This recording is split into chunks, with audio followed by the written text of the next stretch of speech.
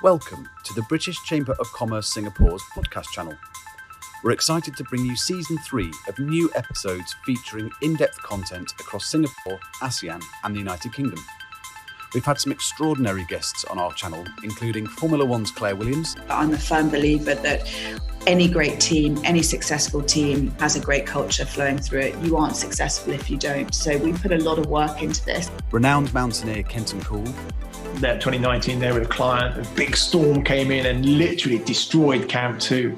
And I've got some video footage of Sherpas like trying to hold on to the tent fabric as it blows away. And the Royal Navy's Commodore Steve Morehouse, commander of the UK Carrier Strike Group.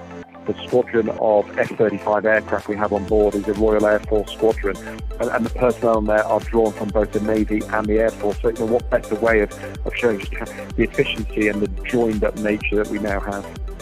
And distinguished Sky News anchor Jeremy Thompson.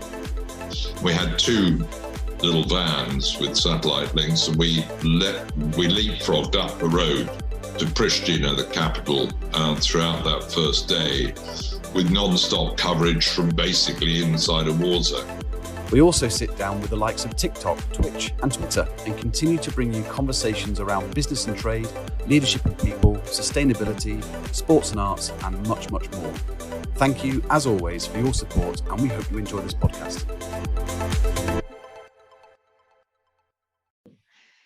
Hi everyone, and welcome back to our Everything You Wanted to Know but Was Too Afraid to Ask podcast from the British Chamber of Commerce ICT Committee. I'm Daisy, and each episode will be joined by a technology expert who will be demystifying everyday technology concepts, those things we wish we knew a little bit more about. Today, I'm honoured to be joined by the leading force in Singapore's 5G expansion, Dr. Ong Chen Hui, Cluster Director for Business and Technology Group at IMDA. She's overseeing the agency's efforts in building the ecosystem around emerging technologies such as AI, trust technologies, 5G, and even looking ahead to 6G research. So welcome, Chen Hui. Thank you so much for joining us. Thank you for having me here, Daisy. No, it's really an honour. So I think many of our listeners will be pretty confident in what 5G is about, that idea of faster mobile data. But can you give us a little bit more about how much faster we think it will be and maybe even some of the lesser known benefits of 5G? Sure. I'm going to take the easy question first. So for those of us who like to watch Netflix, a 4K video takes about 18 minutes to download now over a 4G network. But in the best case scenario, here in Singapore, it will take only 5 minutes to do the download. And this actually represents a 3 times improvement in our ability to enjoy consumer movies. So 5G doesn't just improve the life of consumers. So it's not just about watching our videos, but it also allows enterprises to reimagine and reinvent their business. And that's what we're very excited about here in IMDA. So there are 2 features that are maybe less known, but also very important. And network slicing, as well as massive connectivity. So one of the advances in 5G is network slicing.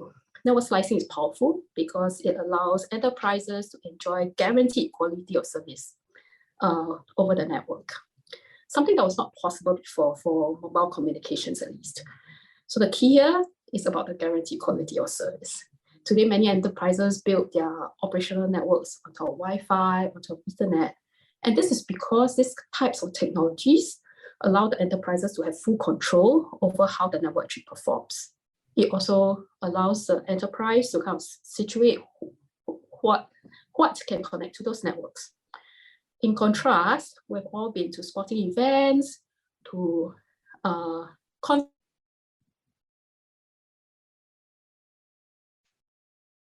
we know that at the end of the concert, when people are leaving, it can be sometimes difficult to use your mobile phone to get a call, right? Whether you want to use Uber or you want to use Grab, it can be difficult to get a call. And this is called congestion. It affects the quality of service in past generations of mobile networks.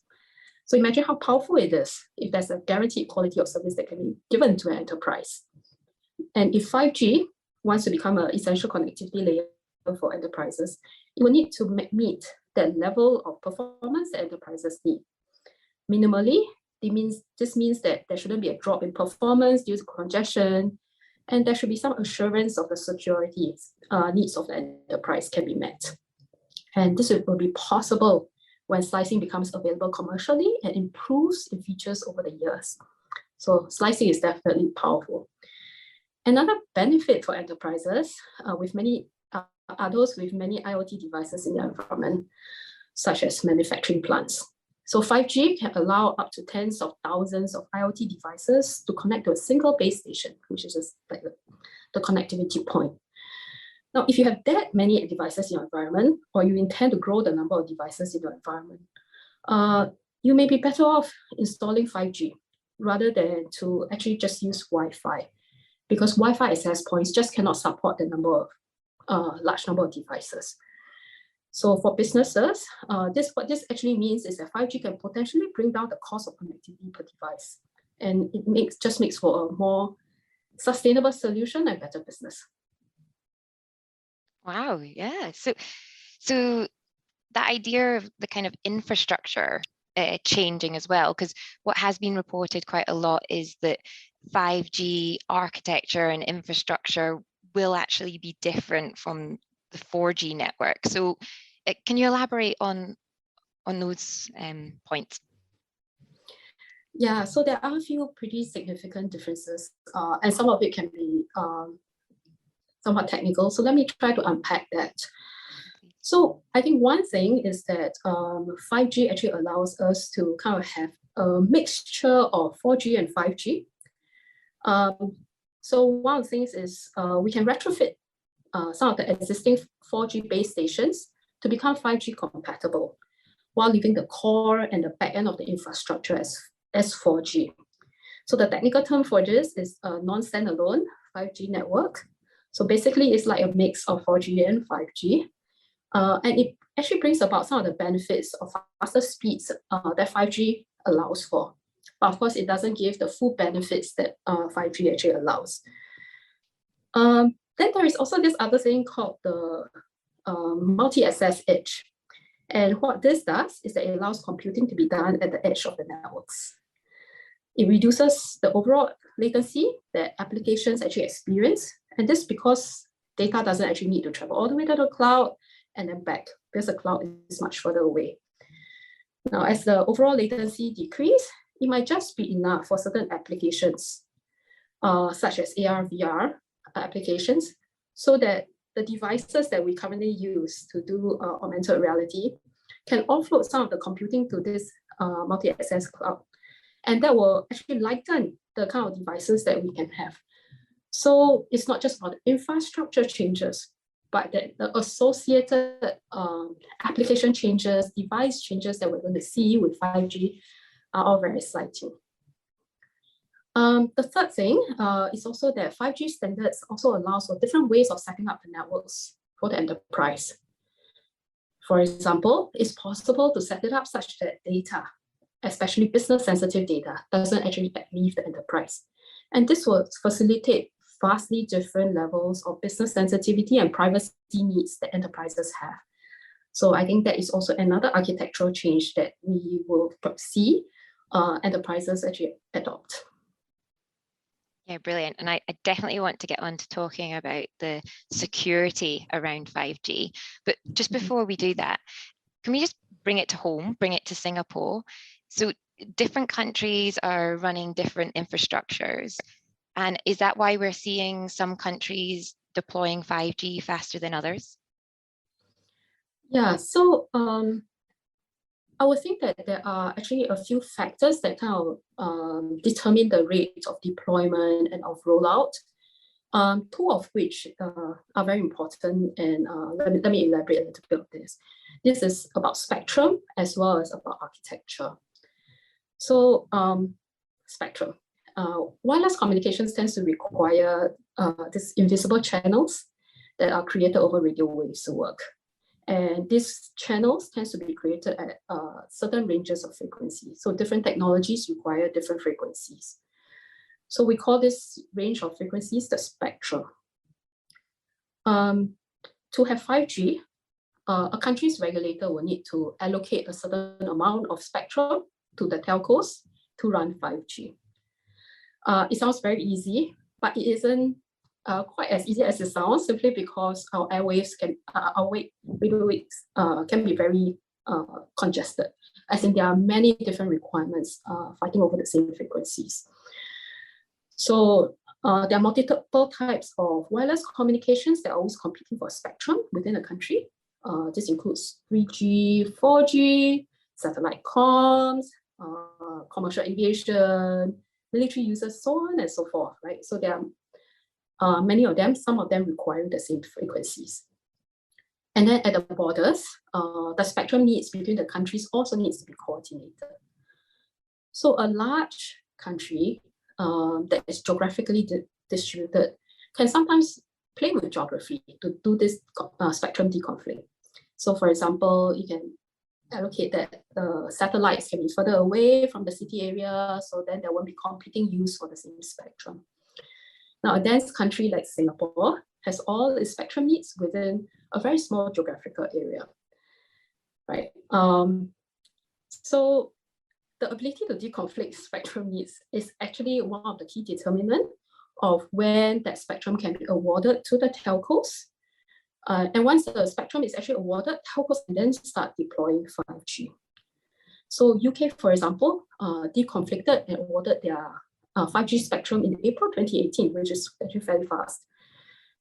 So E, O2, Vodafone, and Three all won some spectrum, and that allowed UK to start offering 5G services since 2019. Singapore, in contrast, we managed to free up some of the spectrum in end of 2020. So that was when we actually awarded ours. Sorry, end of 2019. So that was when we awarded our spectrum in 2020. So beyond the spectrum, the other aspect is, of course, architecture. As you pointed out, there are different ways in which 5G can be architected, and the ways in which they are architected can impact the speed of rollout. So some countries will start by retrofitting the base stations in their 4G networks to create the non-standalone networks. Doing so can really speed up the deployment because you're not touching the core or the back end of a telco. Then there are other countries which start by trying to change the back-end core right from the start.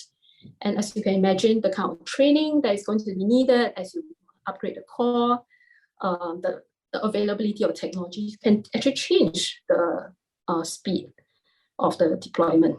So countries such as US, such as France, actually started with non-standalone deployments first.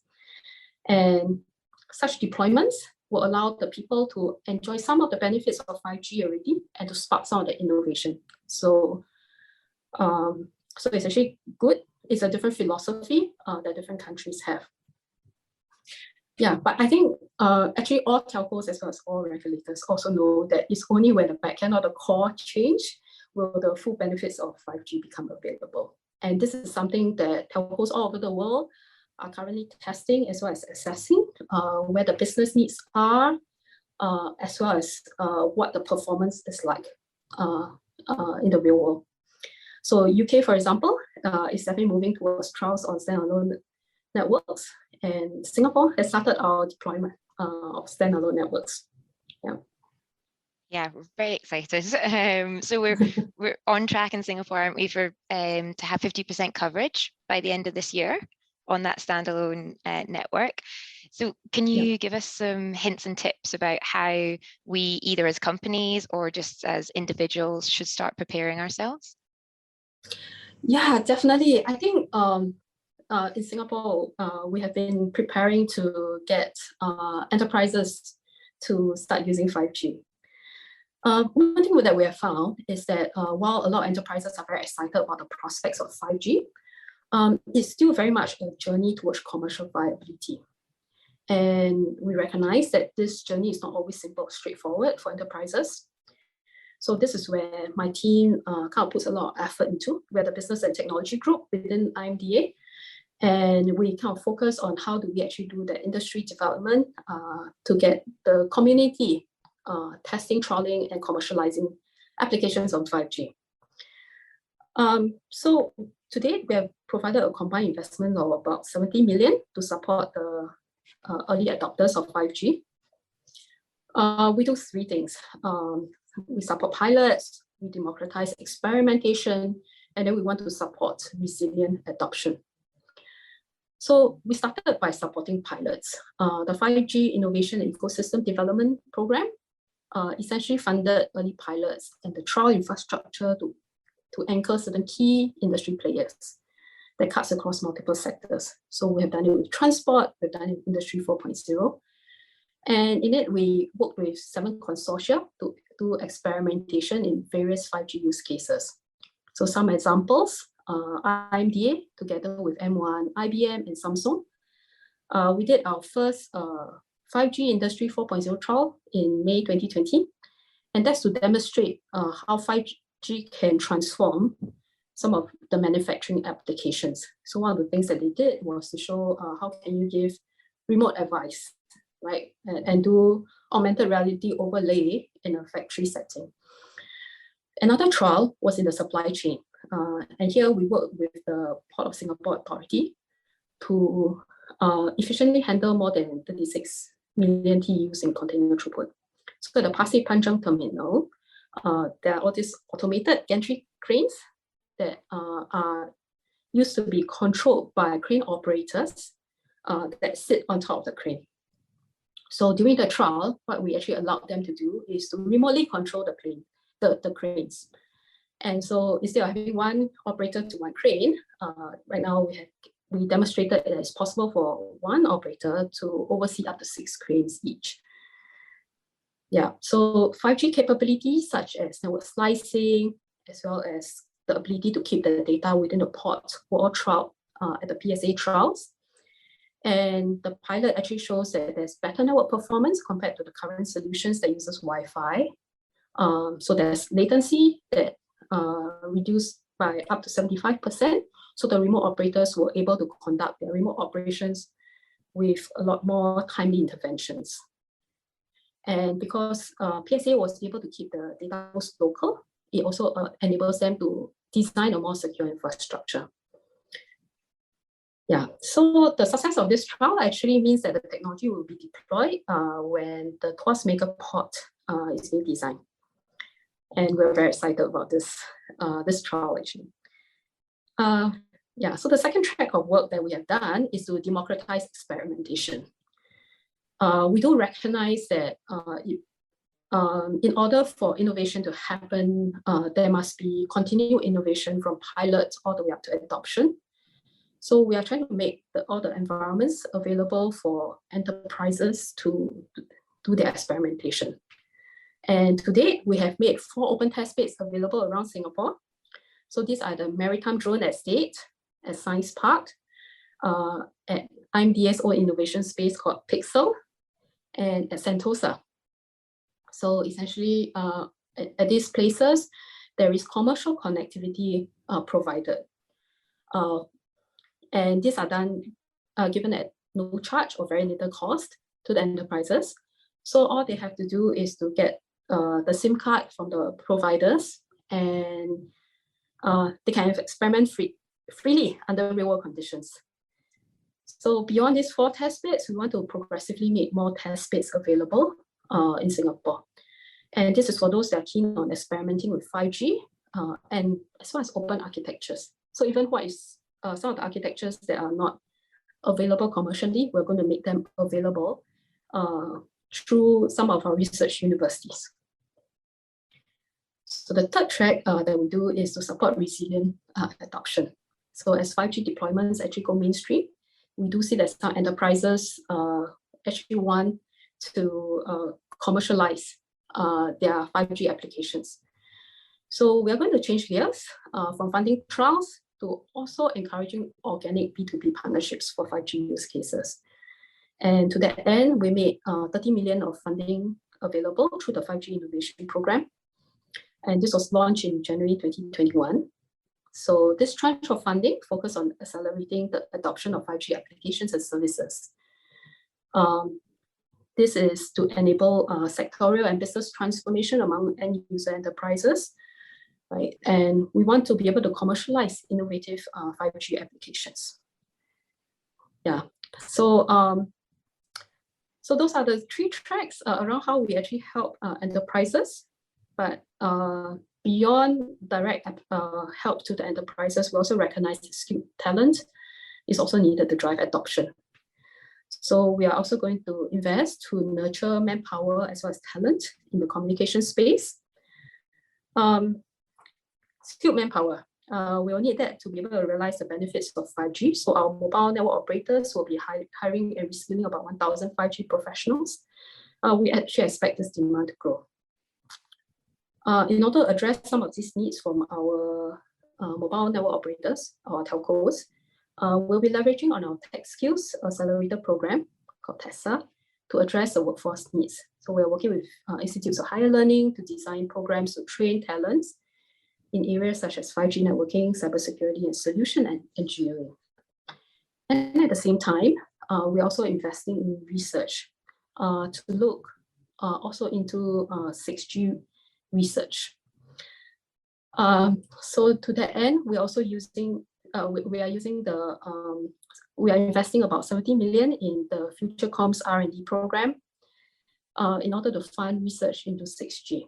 And through the R&D program, we are also trying to build up our deep tech capabilities in comms. So we'll be providing scholarships through the program for those who are seeking to pursue research in this area.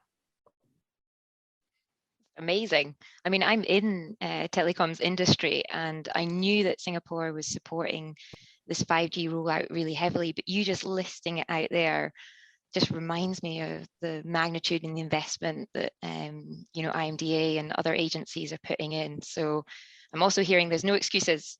We should all be very prepared for 5G when it comes, and really exciting to hear about the level of thought going into 6G. So yeah, amazing. It's great. So we touched on before about security with 5G, and I suppose the biggest security conversation that's been happening in the press is around air traffic management control and the conversations particularly that were happening in the US. So we will take security as a conversation topic more generally, but can we just start with aviation and how 5G might impact aviation and our safety in the skies? Sure. I think you're referring to the news reports from the US earlier this year about the potential interference of 5G with an aviation instrument called altimeter. So the altimeter is actually an instrument that measures how far above ground an aircraft is. And the way it does this is by transmitting radio waves from the aircraft to the ground and then measuring how long it takes for the waves to actually come back, to be reflected back from the ground. So now, aviation altimeters actually use a different frequency from 5G. However, the frequency ranges are close enough that there's a potential for radio frequency interference. And when interference actually happens, especially when it's very strong and 5G overwhelms the radio altimeter, what it can actually lead to is an incorrect reporting of the altitude that aircraft is flying at. And this can affect the pilot's judgment when flying. So we definitely understand that safety consideration, and IMDA has been working very closely with other agencies and local telcos to address any potential interference concerns. Now, the spectrum that Singapore allocates for 5G is actually lower than that which the US uses. So the risk of interference from 5G operations in Singapore to radio altimeters is actually lower. However, rolling out 5G safety is very important to us. So while there has been no interference to aircraft operations reported thus far, we are going to continue monitoring the issue and working with other agencies involved to make sure that this is properly addressed and we do the right testing. So this issue is unlikely to impact our intended rollout, 50% across Singapore by the end of the year. By something that we are definitely monitoring. Yeah, I can imagine there must be so many interesting challenges when we talk about 5G and security, physical in the case of aviation, but also cybersecurity. Could you unpack some of the considerations IMDA are having in that space? Yeah, sure, definitely. So mobile infrastructure, actually all kinds of telecommunications infrastructure, the kind of critical infrastructure that underpins the proper functioning of every society. And 5G is Singapore's critical infrastructure. So as you can expect, cybersecurity is very important, and it's always part of the conversations right from the start as we are designing the 5G networks. The way I like to think about it is that there are actually two layers of cybersecurity. The first is on infrastructure, which is owned by the telcos, and the second is on applications, which may be owned by the consumers as well as the enterprises. Now, infrastructure refers to all the base stations, all your core backend networks. So they collectively make up that infrastructure.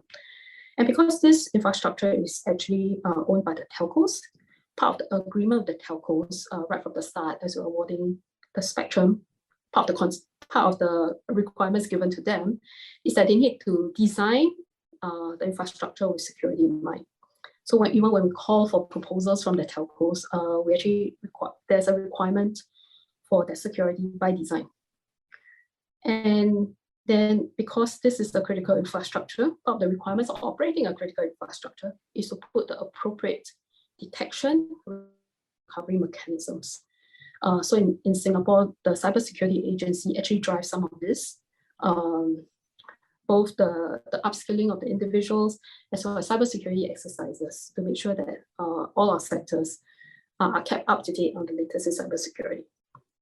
But beyond the infrastructure, we also have the applications that are built on top of 5G.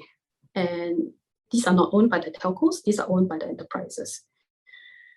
So what we are also requiring them to do as we work with them for commercial adoption is to look at how they're actually designing the applications with security in mind, and actually also putting the right testing frameworks around the applications to make sure that their applications are also cyber secure.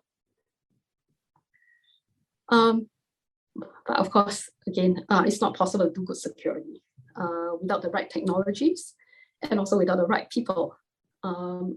Hence, under the Future Comms R&D program, we're actually funding research to look at the technologies that will make our networks more secure. So this is actually one of the key pillars in the Future Comms R&D program to look at cybersecurity in mobile comms. And through the R&D program, we're also funding scholarships so that people can go deeper into the technology of mobile comms and cybersecurity. I must say that amongst the first few recipients of the scholarships, we are seeing a lot of people expressing interest in cybersecurity. So I think this is actually very encouraging. Wow, thank you so much, Chen Hui. I mean, that the objective in terms of demystifying 5G has been absolutely nailed. Yeah. Well, this has just been the most fascinating conversation, Chen Hui. I am amazed with how you can create a story around 5G and really simplify it for us all. So you've certainly hit our objective with demystifying 5G for us. And I just have to say thank you so much for your time. Thank you so much for having me, Daisy. It's been really fun chatting with you. Thank you. And thank you so much for all our listeners. I hope to see you at the next episode of Everything You Wanted to Know But Was Too Afraid to Ask. Thank you for tuning into this episode of the British Chambers Podcast. Before you go, don't forget to subscribe, and why not leave us a rating and review on Spotify, Apple, Google, and the other podcast platforms. For more information, please visit our website at www.britcham.org.sg and tune in next time for a brand new episode.